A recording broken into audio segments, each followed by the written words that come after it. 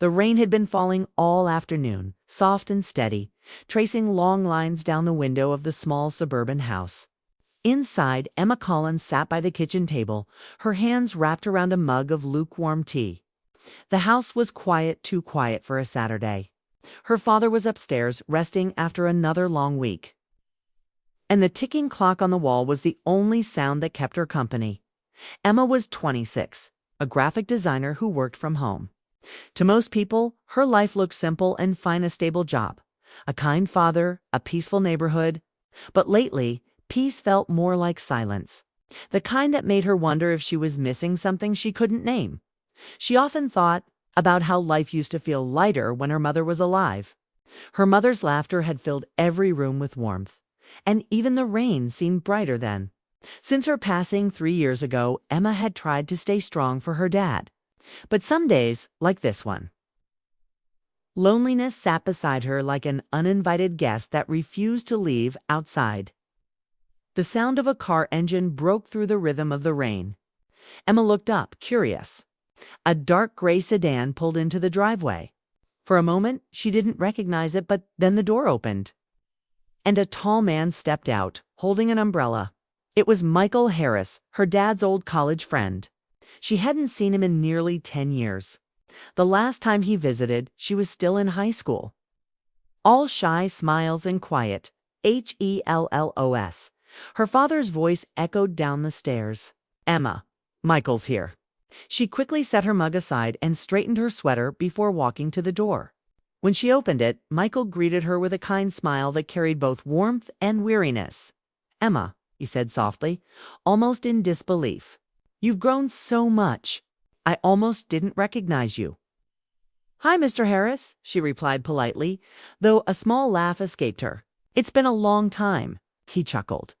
"Please call me Michael." Mr. Harris makes me sound ancient. Something about his tone felt comforting. There was a steadiness in his voice, a quiet strength that reminded her of the kind of people who had seen both the beauty and the sorrow of life, yet still carried gentleness in their hearts. Her father joined them soon after, wrapping Michael in a big hug. "You still drive that old car?" David teased. Michael grinned. "She's old, but she's loyal, kind of like me." The three of them settled into the living room, the air filled with laughter and the scent of the tea Emma brewed. For the first time in weeks, the house felt alive again as they reminisced about old college stories about road trips, late-night pizza runs, and silly bets. Emma found herself smiling genuinely. She loved seeing her dad so animated, his eyes sparkling with nostalgia. But every now and then, she caught Michael looking at her, not in a strange way, but with quiet reflection.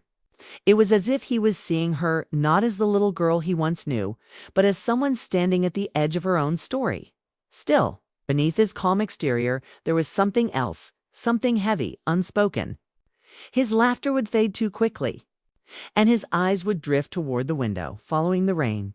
After dinner, as her father excused himself to take a call, Emma and Michael were left alone in the softly lit room. The rain outside had slowed to a drizzle. The sound of it against the glass felt almost like music. Michael leaned back in his chair, his voice quieter now. "You know, your dad used to talk about you all the time. He's proud of you, Emma." She smiled faintly. "He doesn't say that much to me, but I know he means it." Michael nodded. "He does, more than you realize." There was a pause, gentle, but full. Emma could sense that Michael had more to say, something resting on his mind. But he hesitated, perhaps unsure if it was the right time. She studied him for a moment. He looked older, yes, but not just in years. His face held the marks of someone who had carried quiet burdens for too long. When her father returned, conversation lightened again.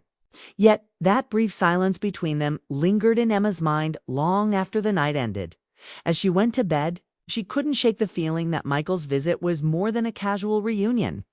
There had been something behind his eyes, something tender, unfinished, lying beneath the soft hum of rain.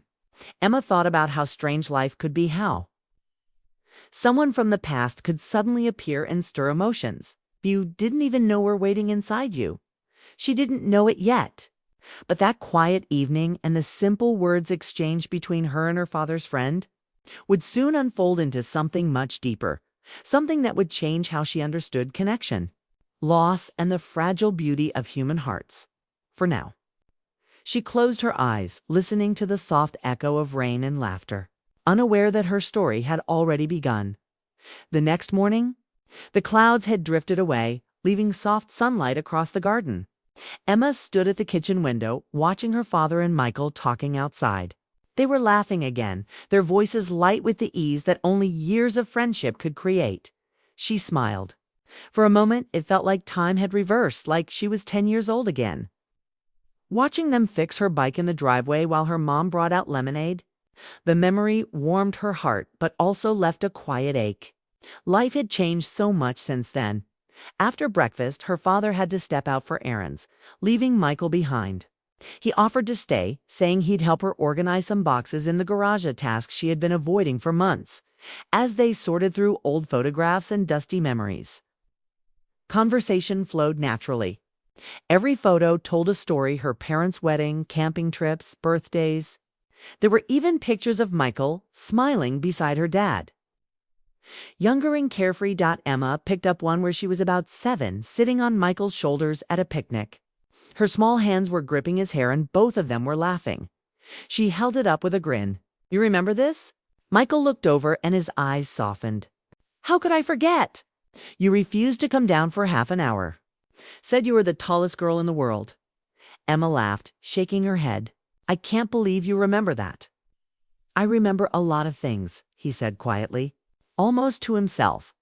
There was something about the way he said it that caught her. Tension, a tone that carried warmth but also distance, like a song from another time. They worked in comfortable silence for a while, dusting off old boxes. Occasionally, Michael would pause, staring at a photo a little too long before setting it aside. Emma could tell his thoughts were elsewhere. Finally, she asked, gently, "You've been quiet lately, Michael. Is everything all right?" He hesitated, then nodded slowly. "I've just been thinking about how fast time goes. How we don't realize it's moving until one day we look back and everything's different." She didn't press further, but his words stayed with her. There was something deeply human about the way he said it, an echo of loss and longing that felt familiar. When they finished, they sat on the porch steps, the air cool and calm. The maple trees swayed softly in the breeze, scattering golden leaves around them. Michael glanced at the sky and spoke again, this time more openly. "Your mom used to make the best apple pie," he said. "She always brought me a slice when I came over. I used to joke that I visited more for the pie than your dad." Emma smiled wistfully. Yeah, she loved having people around. The house feels emptier without her. Michael nodded. She had that gift, making everyone feel seen. His voice softened. "You have that too, you know?" The compliment caught Emma off guard. She looked down at her hands, unsure what to say. "I'm not sure I do," she murmured. "Most days I just try to get through work and keep things together."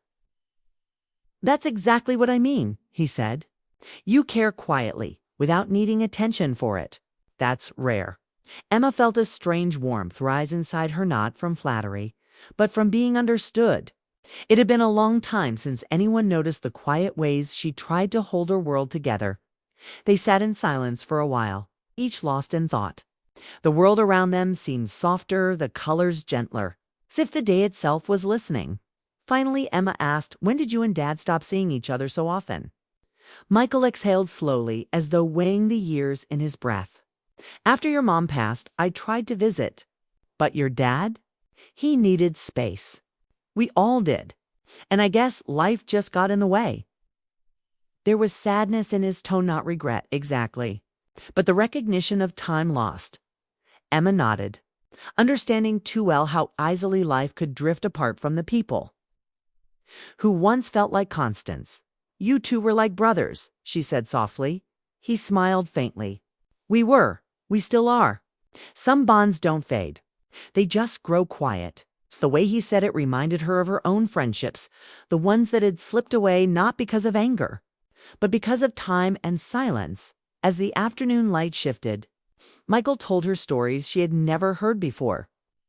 How her father once rescued him after a car broke down in the middle of nowhere. How they spent a summer building a treehouse that collapsed twice. How her mother always teased them for acting like kids. Through his stories, Emma began to see her parents' younger years, their laughter, their struggles. It was as if she was rediscovering her family through his eyes. And in those quiet hours, something gentle grew between them, not romance, not attraction, but connection. The kind that comes when two people share memories that are bigger than themselves. When her father returned home later, Michael stood up and smiled at Emma. "Thanks for letting me help. It's strange how cleaning out old boxes can clean out a bit of your heart, too." Emma smiled back. "Yeah, it really can." That night, a week passed since Michael's visit, but the house still carried the faint echo of his presence, the laughter in the kitchen, the stories on the porch, the quiet understanding that had lingered in his eyes. Emma found herself thinking about him more often than she expected. Not in a romantic way, but in that tender human way one thinks of someone who suddenly understands them without needing many words.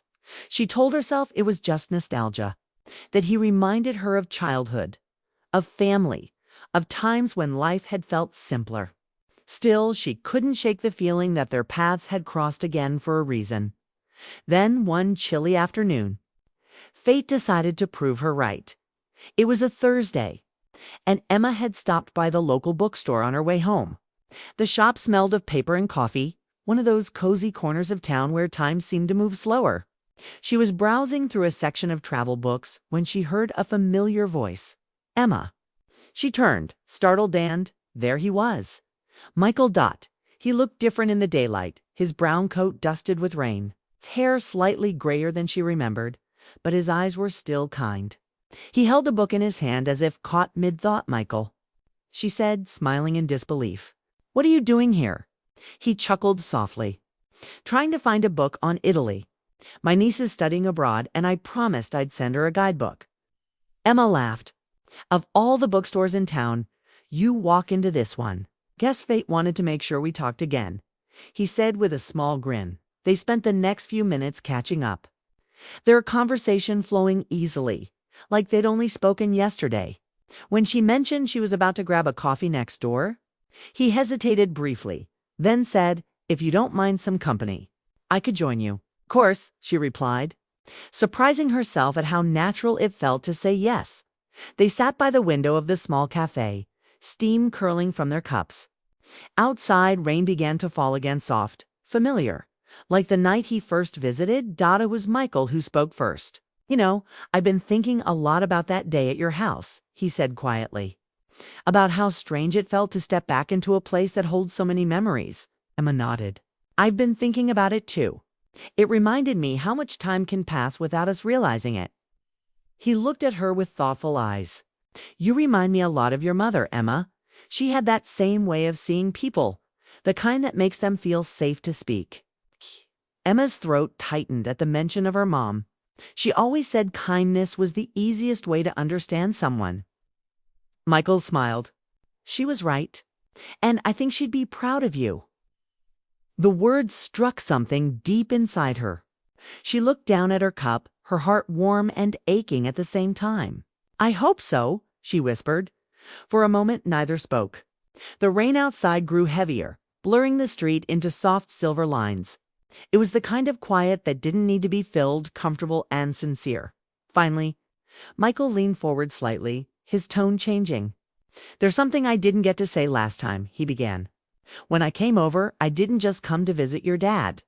Emma looked up, surprised. "You didn't?" He shook his head gently. "No, I came because I needed to remember something good.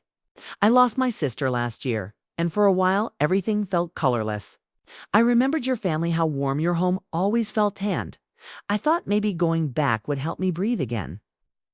Her heart softened immediately. "Michael, I'm so sorry. I didn't know." He smiled faintly. "I didn't tell many people. Grief makes you quiet. But that night, sitting in your kitchen, hearing laughter again, it reminded me that life still has small pieces of light. You helped me see that without even knowing. Emma blinked back tears, her voice low. I'm glad you found some peace that night. I think I needed it too. He looked at her for a long moment, his expression gentle, full of something deeper than words, gratitude perhaps, or recognition of shared healing. Then, suddenly, the lights flickered. A moment later, the cafe went dark. The rain had knocked out the power, leaving only the glow from street lamps filtering through the window. Everyone laughed quietly, some pulling out their phones for light. Emma and Michael sat in the soft shadows, the dim light outlining their faces.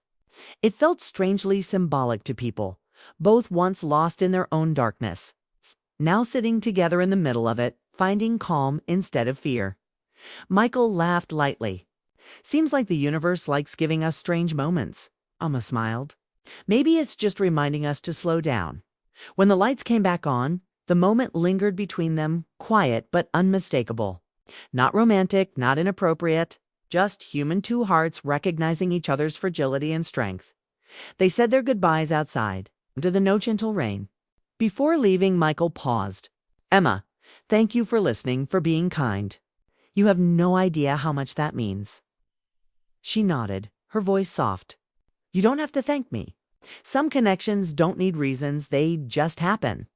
Michael smiled a little wistfully. You're right. Maybe that's what makes them rare. As he walked away, Emma stood for a moment beneath the rain. Watching his figure disappear down the quiet street, something inside her shifted. A sudden change, but a realization that life's most meaningful moments often arrive quietly, wrapped in coincidence, waiting to be noticed. She didn't know what the next chapter of this connection would bring, but she knew one thing for sure. It had already changed her. The following days drifted by in a quiet rhythm. Emma returned to her work, sketching designs on her computer, answering calls and pretending life was as ordinary as ever. Yet behind every routine moment, a single memory kept tugging at her. The afternoon in the cafe with Michael. She could still hear his voice when he said, I came because I needed to remember something good. The honesty of it had stayed with her. It wasn't what he said as much as how he said it, with that fragile steadiness of someone learning how to hope again. She tried not to overthink it. After all, Michael was her father's old friend. Their connection was supposed to be simple, kind, nothing more. But human hearts rarely followed logic. Sometimes they held on to moments without asking permission. That evening, as the sun melted into the horizon, Emma sat outside on the porch, her sketchbook open but untouched. The air smelled of pine and fading rain. Somewhere in the distance, a train rumbled softly, like an echo of time passing. She thought about her mother again, the way she used to listen without judgment. Her gentle wisdom in moments of confusion. The heart, her mother once said, doesn't always fall in love. Sometimes it just recognizes something familiar in another person's soul. Emma wondered if that was what she felt, a recognition, not attraction, something deeper, quieter. That night she received a message. It was from Michael. Emma, I found something I think you might want to see. An old photo of your parents. I could drop it off sometime this week if you're free. Her pulse quickened, not with excitement, but with a quiet nervousness. She read the message twice before replying. That would be nice. I'll be home Thursday evening. When Thursday arrived, she found herself tidying the living room more than necessary, rearranging cushions and lighting a soft candle near the window. She told herself it was just to make the house feel welcoming, but part of her knew it was more than that. When the doorbell rang, she paused for a moment before opening it. Michael stood there, holding a small envelope in his hand. His expression was calm, but his eyes seemed to carry something unspoken, something that mirrored what she had been feeling all week. Hey, he said softly. I hope I'm not intruding. Not at all, she replied, stepping aside to let him in. Come in. He handed her the envelope. I found it in an old box. Thought you'd like to have it? Inside was a photograph, slightly faded, showing her parents laughing on a beach. The wind in their hair and sunlight on their faces. Standing beside them was Michael, his arm around her dad's shoulder, smiling in the same carefree way. Emma's breath caught. "I've never seen this one before." Michael smiled wistfully. "That was the summer we all went to the coast. Your mom made us walk for miles just to catch the sunset." Emma traced her fingers along the photo. "She looked so happy." "She was," he said softly. "You have her eyes, you know." For a long moment, neither spoke. The air between them was filled with quiet understanding, to people sharing memories that felt both tender and heavy. Then Michael said something that made her heart pause. "I think part of the reason I came back wasn't just to see your dad," he said, his voice low and deliberate. "It was because I missed the kind of warmth your family had, the kind that made life feel whole." Emma met his eyes, feeling the weight of his words. "You don't have to explain," she said gently.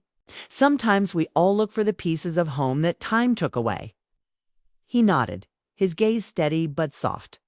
"You're kind to understand that." There it was again, the emotion that neither dared to name. It wasn't romantic in the usual sense. It was something more complex, born from shared loss, compassion, and the simple comfort of being seen. They talked for hours about her work, his travels, her mother's favorite songs, and the way her father still refused to admit when he was wrong. The conversation flowed naturally. Yet beneath it ran an undercurrent of longing neither could express. When Michael finally stood to leave, the room felt heavier somehow, as if their words had stirred something fragile in the air. At the door, he turned to her. "Emma, you've grown into someone your mother would be proud of. I hope you know." A few weeks passed before Emma saw Michael again. Life, as it often does, returned to its steady rhythm, emails, deadlines, errands, but something beneath the surface had changed. The memory of that night lingered. The way his words had carried both warmth and sorrow. The way their silence had spoken louder than anything else. It wasn't a secret. Love, it was an emotional recognition, something rare and unexplainable. But it lived quietly inside her now, like a candle that refused to go out. Then one morning, her father told her that Michael had accepted a new position in another city 3 hours away. He mentioned it last night. Her dad said casually over breakfast, said it was a teaching opportunity. "I'm happy for him. It's something he's wanted for a while." Emma froze, her spoon halfway to the bowl. "He's moving next month, I think," her dad said, unaware of the storm rising inside her. Emma smiled faintly, nodding. That's great for him." But the words felt hollow. That night, as she sat alone in her room, she realized something she hadn't wanted to admit before. She didn't want him to leave. Not because she needed him near, but because he represented something that made her feel alive again. His kindness, his calm strength, his ability to listen without judgment, had brought light into places of her heart she hadn't realized were dim. And now, that light was about to leave. Days passed, each one feeling heavier. She debated writing him, calling him many-thing. But how could she explain what even she couldn't fully name? How do you tell someone that their presence reminded you how to feel again? The answer came unexpectedly. It was late one Friday afternoon when she saw his name appear on her phone. "Michael, can I stop by for a few minutes? I'd like to say goodbye." Properly. Emma hesitated only a moment before replying. "Emma, of course. I'll be home." When he arrived, the sun was just beginning to set, painting the sky in soft oranges and gold. He looked calm, composed, but his eyes gave him away. They always did. "I hope this isn't a bad time," he said as she opened the door. "No," she said quickly. "Not at all." They sat in the same living room where they'd shared so many quiet talks. For a moment, neither spoke. The air was full of unspoken things, like music playing just beneath the surface. Finally, Michael took a breath. "I wanted to tell you this in person," he said gently. "I'm moving at the end of the week." The offer came sooner than I expected. Emma nodded, her heart pounding. "Dad mentioned it." He smiled faintly. "Of course he did. He's been cheering me on since day one." There was a pause, a long one, before she spoke. "You must be excited." "I am," he said softly. "But I'd be lying if I said it was easy." That admission changed everything. Emma looked at him, surprised by the tremor in his voice. "Why not?" He exhaled slowly, his gaze fixed on the window. "Because some places and some people remind you what home feels like. Leaving that behind is harder than I expected." Her breath caught. He wasn't looking at the room when he said it. He was looking at her. For a moment, time seemed to pause. Emma's heart was loud in her chest, but her voice was steady. "You don't have to pretend, Michael. You can say what you mean."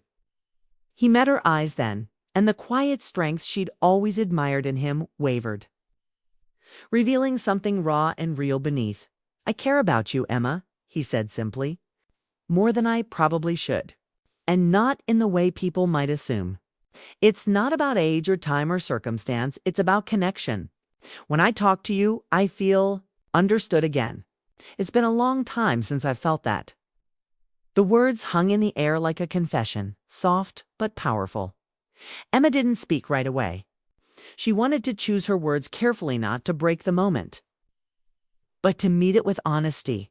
"I care about you too," she said finally, her voice barely above a whisper. "Not because I'm confused and not because I'm lonely. You reminded me that life still has good people, that kindness still matters. That's what you gave me." Michael smiled gently, his eyes glistening. "Then I guess we gave each other the same thing." For a long time, they sat there in silence. It wasn't uncomfortable, it was peaceful, filled with mutual respect and a strange kind of love that didn't need a name. When he stood to leave, Emma felt a heaviness settle in her chest. She followed him to the door, unsure what to say next. "Will you write?" she asked quietly. "Of course," he said. "You'll get tired of my letters before long." She smiled through the ache. "I don't think I will."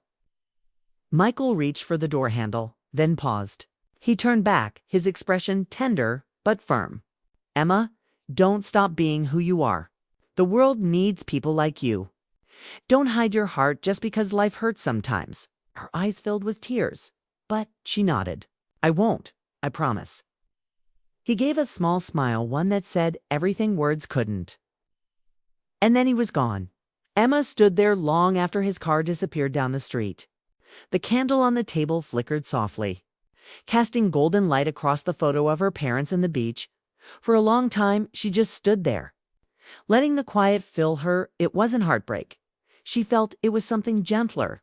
The bittersweet ache of knowing that some people come into our lives not to stay, but to help us see ourselves more clearly. That night, she wrote in her journal, "Some connections don't need endings. They just change shape. What matters is that they were real." And with that, Emma finally understood the beauty of unspoken love. Pure, respectful, and timeless. The days after Michael's departure felt strangely quiet.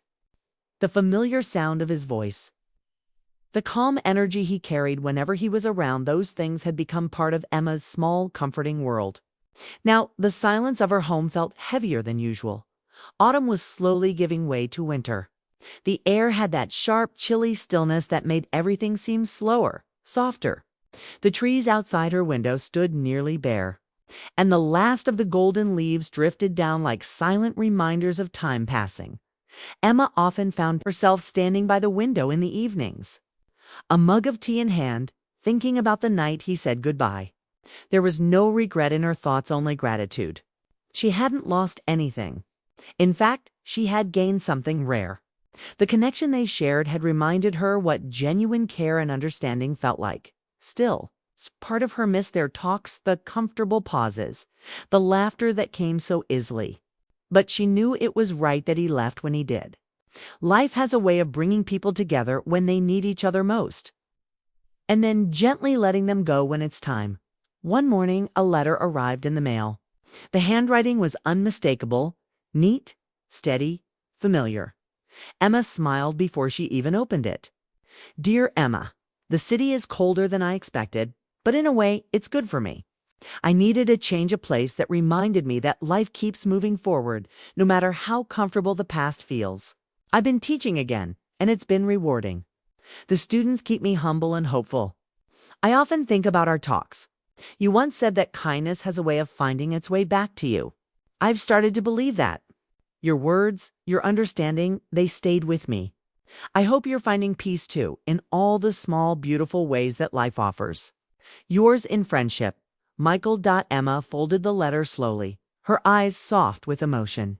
She placed it in a small wooden box where she kept other keepsake-old photos. A seashell from her mother, and now this letter. That evening, she took a walk by the lake, the same place she often went when she needed to clear her mind. The water shimmered faintly under the setting sun, calm and steady. She sat on a bench, pulling her coat tighter around her shoulders, in the stillness. She whispered quietly to the air, as if speaking to the memory of him. Thank you, Michael, for reminding me that connection doesn't always need forever to be meaningful. She smiled faintly. The ache in her chest was still there, but it had softened. What had once felt like a loss now felt like a quiet blessing. Months passed and life began to bloom in small, hopeful ways. Emma took up painting, again something she hadn't done since college. Her first piece was simple. Two figures standing under a golden sky facing the horizon. She titled it Conversations We Never Finished. When her father saw it, he smiled. You've still got that spark, kiddo. Maybe it never left, she said softly. Every so often, another letter from Michael would arrive. They were never romantic in the conventional sense. They were full of reflections, books he was reading, and stories from his new life. In return, she wrote back, sharing her own quiet victories, finishing a painting, trying a new recipe, finding laughter again. The friendship continued, not as something that bound them, but as something that uplifted them both, a reminder that love, in its purest form, doesn't always need labels or permanence. One spring afternoon, Emma received an invitation in the mail. It was from Michael. He was being honored for his work in education and wanted her and her father to attend. At first, she hesitated. Part of her worried it would feel strange to see him again after so long. But then she remembered his words. Don't hide your heart just because life hurts sometimes. So she went. The ceremony was held in a small auditorium filled with people whose lives Michael had touched. When he saw her in the crowd, his expression softened, surprised, then warm. Afterward, as people gathered around to congratulate him, he made his way to her. I didn't think you'd come, he said with a quiet smile. I couldn't miss it, she replied. You deserve to be celebrated. He laughed gently. You always say the right thing. They spoke for a while about his students, her art, her father's.